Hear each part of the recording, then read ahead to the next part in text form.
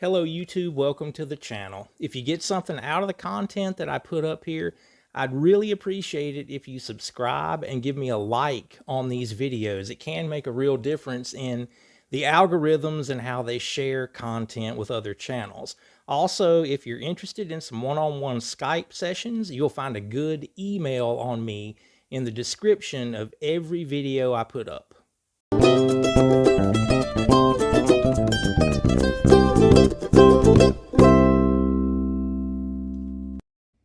Okay, stick around. We got the Wayne's World of Mandolin sticker challenge coming up at the end of this video as well, where I'm going to be looking for the name of the player and the name of the tune.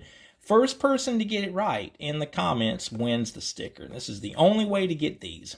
Okay, today we're going to talk about the scale in 6. I remember some time ago making a video about the scale in fourths, and I've covered this as an exercise, like different interval exercises that we could do. Today, I'm going to single this one out because it's so many times when we learn something on the mandolin, we reinforce it with another device, I like to call it that we could be working on. The scale in 6 very much could be described that way. If I'm going to demonstrate this in C, and I'm going to use this C shape. Like if you thought of making a very simple 2-finger C chord, index finger on the 2nd fret of the D string, middle finger on the 3rd fret of the A string, that shape, those intervals are 6 apart. If I play the C scale, 1, 2, 3, 4, 5, 6.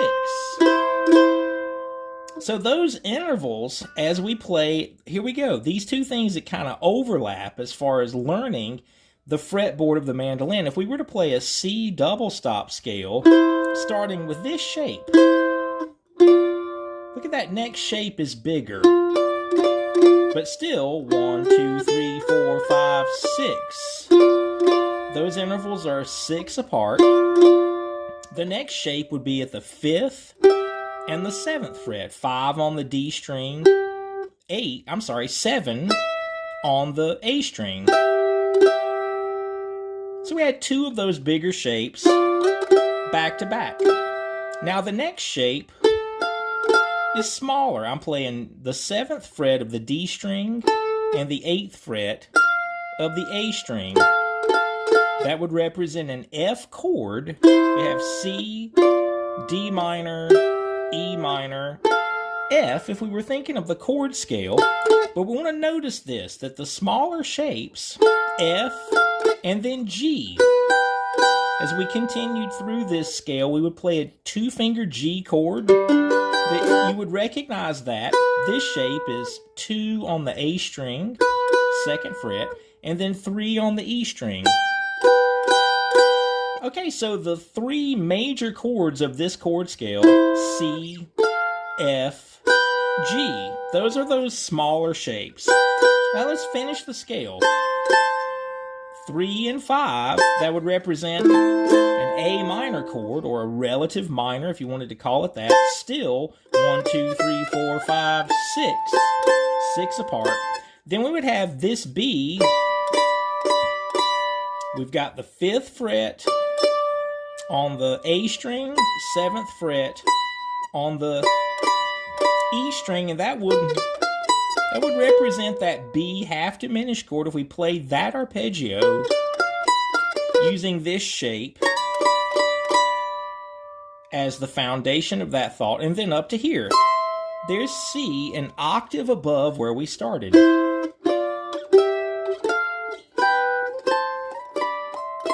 Okay, these are really important shapes to have a feel for on the mandolin.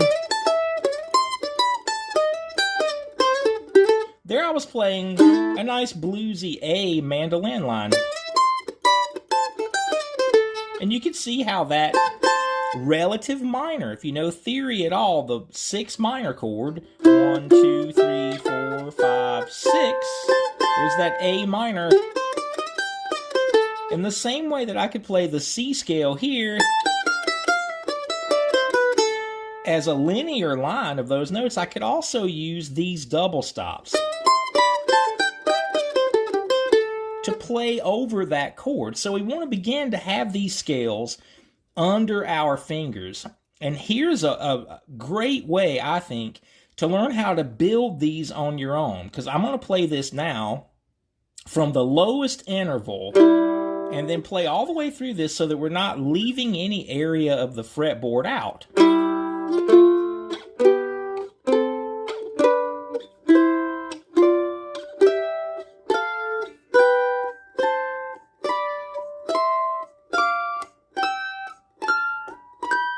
Okay, so that's all the way up to the 15th fret. That's about as far as I ever take any of these studies, but look what I did there. This is the way that we can put this together. I like to think of that 4 and 5 chord as really the best way to find a point of reference, building these scales on your own. If you were figuring this out for the key of B flat or for the key of E, I'm just demonstrating it in C. And look how we have the 4 chord is a small shape, and the 5 chord is a small shape. Well, those two shapes would actually be right beside of each other.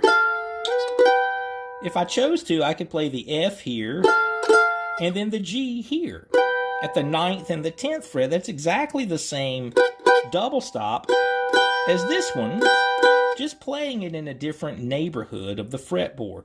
So watch this. When I started that scale, I know that F is here, at the 2nd and the 3rd fret, and G is the 4th and the 5th fret.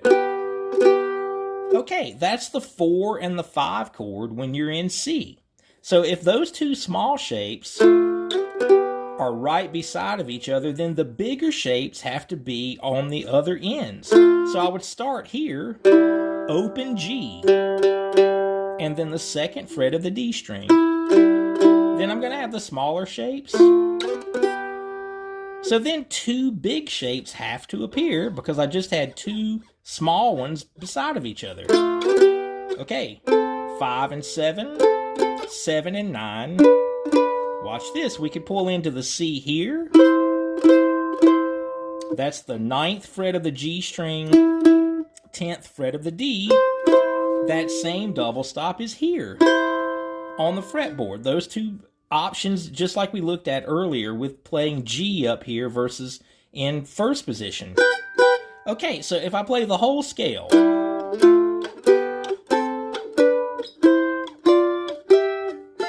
look what I did there. Instead of playing the F here, I used an open string. We want to be comfortable with any of those shapes that we could substitute in first position.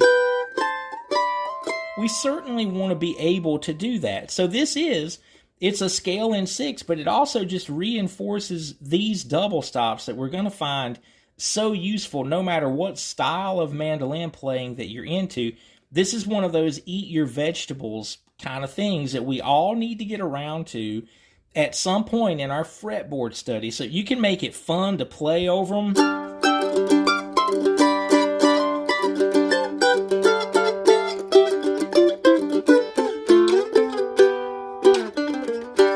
I was using the C scale there in a Mixolydian mode, kind of playing it over G. If you're playing a Dorian D minor, I love that mode, and using the C scale, this is going to open up so many more different ways that you could nuance your mandolin playing and right hand embellishments that you're going to be able to play over these double stops that just aren't the same if we're playing. That's a C scale in first position, played over D minor. The fruit of that knowledge is going to be something different than the fruit of knowing these double stops or scale in 6 shapes on your mandolin. So hopefully you can get into this and enjoy it. Okay, for today's sticker challenge, this one is in the key of C, which is perfect because that's what we've been talking about. I'm looking for who played this and the name of the song.